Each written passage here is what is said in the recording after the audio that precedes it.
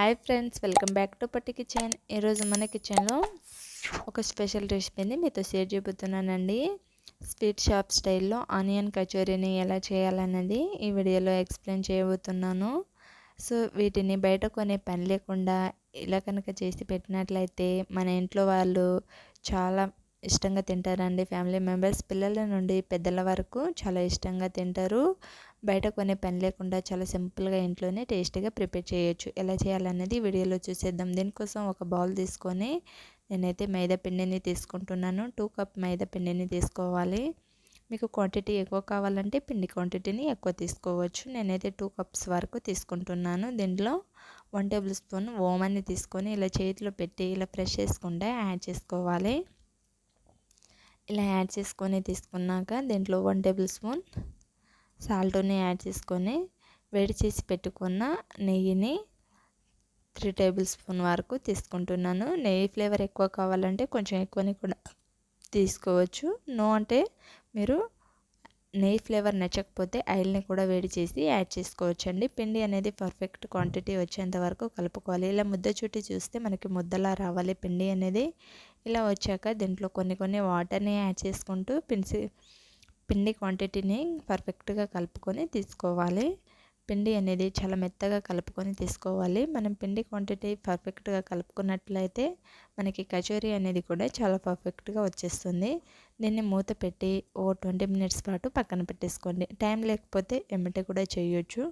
So దాన్ని పక్కన పెట్టేసుకొని మనం కచోరీ స్టఫింగ్ని ప్రిపేర్ చేసుకుందాము. స్టవ్ మీద ఒక కడాయి పెట్టుకొని 1 టేబుల్ స్పూన్ ఆయిల్ని వేసుకొని నేను 1/2 టీ స్పూన్ వరకు నెయ్యిని యాడ్ చేస్తున్నాను. నెయ్యి ఫ్లేవర్ నచ్చకపోతే 2 టేబుల్ స్పూన్ ఆయిల్ని యాడ్ చేసుకోవచ్చు. 1 టేబుల్ స్పూన్ జీలకర్ర, 1 టేబుల్ స్పూన్ ధనియాలని యాడ్ చేసి దీంట్లో సన్నగా కట్ చేసి పెట్టుకున్న ఆనియన్స్ని తీసుకోవాలి. 3-4 ఆనియన్స్ని తీసుకొని సుమారుగా 100 గ్రాముల వరకు తీసుకోండి. సో నేనైతే 100 గ్రాముల వరకు తీసుకుంటున్నాను. క్వాంటిటీ ఎక్కువ కావాలంటే ఎక్కువ తీసుకోండి. దీంట్లో 1 టేబుల్ స్పూన్ సాల్ట్ని, 1 table spoon garam masala, 1 table spoon మెంతుల పౌడర్ని, 1 టేబుల్ స్పూన్ జీలకర్ర పౌడర్ని, 1/2 టీ స్పూన్ పసుపు, 1 టేబుల్ స్పూన్ కారాన్ని కూడా యాడ్ చేసుకొని అంతా ఒకసారి కలుపుకొని స్టఫింగ్ అనేది 5 మినిట్స్ పాటు ఇలా కుక్ చేసుకొని తీసుకున్నాక దీంట్లో కొంచెం ఇంగువని యాడ్ చేశాను. కొంచెం కొత్తిమీరని కూడా యాడ్ చేసుకొని తీసుకోవాలి. ఇలా కొత్తిమీరని యాడ్ చేశాక నేనైతే 1/2 టీ స్పూన్ వరకు నిమ్మరసాన్ని తీసుకుంటున్నాను. ఒక చెక్క నిమ్మ చెక్కని. మీకు నిమ్మ చెక్క లెమన్ జ్యూస్ ఫ్లేవర్ నచ్చకపోతే అంజూరు పౌడర్ని కూడా యాడ్ చేయొచ్చు. సో ఈ ఫ్లేవర్ని అంతా ఒకసారి కలుపుకొని తీసుకోవాలి. అంతా ఒకసారి కలుపుకొని తీసుకున్నాక స్టఫింగ్ అనేది మనకి రెడీ అయిపోతుంది ఫ్రెండ్స్. దీన్ని స్టవ్ ఆఫ్ చేసి పక్కన పెట్టేసుకొని తీసుకోవాలి. పక్కన పెట్టి తీసుకున్నాక మనకి పిండి అనేది పర్ఫెక్ట్గా నానిపోయింది కదా. ఇలా ఒత్తి చూస్తే మనకి పర్ఫెక్ట్ క్వాంటిటీ అనేది పిండికి నానబెట్టడం వలన పర్ఫెక్ట్గా నానిపోతుందండి. సో ఈ ముద్దని తీసుకొని ఒక చెక్కలో ఇలా ఫ్రెష్ చేసుకుంటా ఇలా పొడవుగా ఒత్తుకున్నట్లయితే మనకి హోటల్స్లో ఎప్పుడైనా చూడండి పిండి అనేది ఇలాగే కలుపుకుంటూ తీసుకుంటారు. అయితే మనకి పర్ఫెక్ట్గా వచ్చేస్తుంది. ఇలా ఒక చెక్క మీద ఒత్తుకుంటూ తీసుకోండి. దీంట్లో చిన్న పిండి ముద్దని తీసి ఇలా రౌండ్గా చిన్న బాల్స్లా చేసి తీసుకోండి. ఇలా బాల్స్లా చేసి తీసుకున్నాక ఇలా చేతితో ఒత్తుకుంటూ తీసుకోవాలి.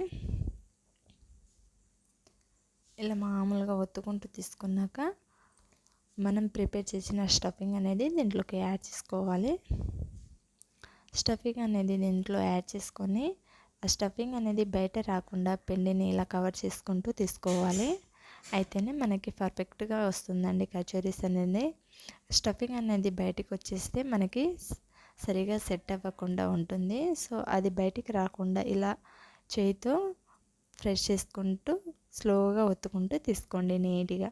సో ఇలా కంప్లీట్గా నీట్గా ఒత్తుకొని తీసుకున్నాక దీన్ని ఒక ప్లేట్ తీసుకొని ఒక ప్లేట్లోకి ఇలా యాడ్ చేసి పక్కన పెట్టేసుకొని సేమ్ ప్రాసెస్లో కంప్లీట్గా చేసి తీసుకోవాలి. దీంట్లో ఉన్న స్టఫింగ్ అనేది బయటికి రాకుండా ఇలా చేయితో ఫ్రెష్ చేసుకుంటూ ఒత్తుకుంటూ తీసుకున్నట్లయితే మనకి పర్ఫెక్ట్గా వచ్చినట్లే. సో ఇలా చేయితో స్లోగా ఒత్తుకుంటూ తీసుకోవాలి. సేమ్ ప్రాసెస్లో కంప్లీట్ కచోరీస్ని కంప్లీట్ చేసేసి ఒక ప్లేట్లోకి యాడ్ చేసేసుకొని పక్కన పెట్టేసుకోవాలి. సో వీటిని పక్కన పెట్టేసుకొని స్టవ్ మీద డీకి సరిపడా ఆయిల్ని బాగా హీట్ చేసి తీసుకోవాలి. ఆయిల్ అనేది మనకి బాగా హీట్ అయ్యాక ఒకటొకటిగా దీంట్లోకి యాడ్ చేసేసుకోవాలి.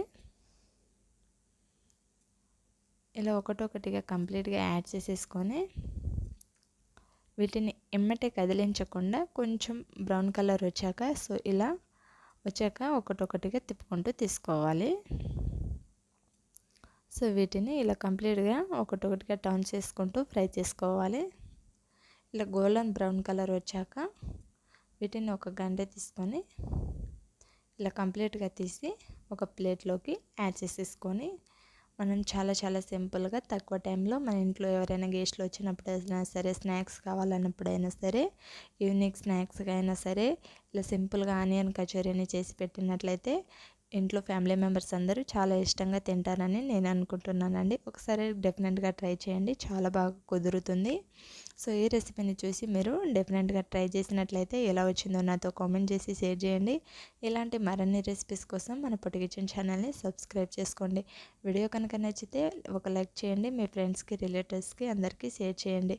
Thank you for watching. ఇలాంటి మరిన్ని రెసిపీస్ కోసం మన ఛానల్ని డెఫినెట్గా సబ్స్క్రైబ్ చేసుకొని పక్కనే ఉన్న బెల్ ఐకాన్ని ఆన్లో ఉంచుకోండి. ఎప్పుడు వీడియోస్ చేసినా మీకు ఫస్ట్ నోటిఫికేషన్ మీకు అందుతుందండి. ఇలాంటి మరిన్ని వెరైటీ రెసిపీస్ మన ఛానల్లో ఉన్నాయి, కావాలంటే చూడండి. Thank you for watching.